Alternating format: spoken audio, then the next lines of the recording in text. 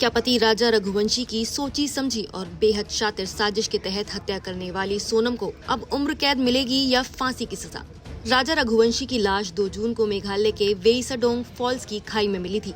शरीर पर 3 गहरे घाव थे और शव शत विशत हालत में मिला था। हत्या के बाद सोनम फरार हो गई और कई दिन गायब रहने के बाद पुलिस ने उसे उत्तर प्रदेश के गाजीपुर से गिरफ्तार किया। शक के आधार पर सोनम और 3 युवकों को हिरासत में लिया गया। अब तक की जांच में सामने आया है कि राजा पर धारदार हथियार से 3 वार किए गए। तीनों अलग अलग लोगों ने किए।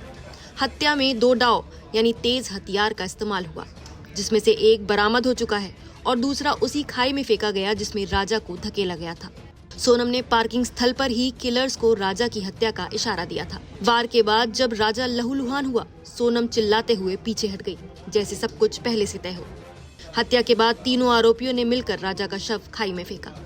इस मामले में सोनम की भूमिका पुलिस को संदिग्ध लगी और उसके बयानों पर पूरी तरह विश्वास करना मुश्किल हो गया।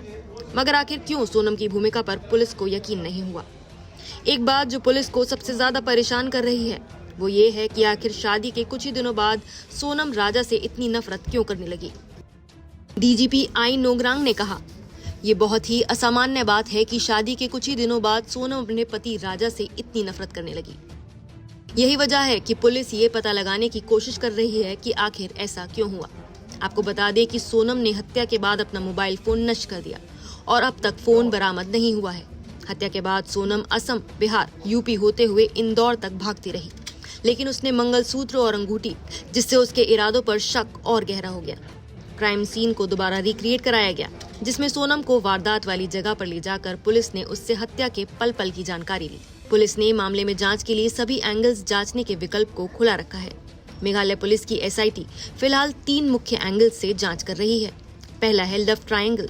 सोनम और राजा की शादी को कुछ ही दिन हुए थे, लेकिन उसके 3 प्रेमी पहले से उसके संपर्क में थे। पुलिस को इस बात पर हैरानी है कि शादी के तुरंत बाद ही सोनम राजा से इतनी नफरत क्यों करने लगी। दूसरा एंगल है तांत्रिक क्रिया और नर बलि का शक। राजा के भाई ने दावा किया है कि सोनम के परिवार ने तंत्र मंत्र और राजा की उल्टी फोटो घर में रखकर कुछ अनोखी क्रिया की थी।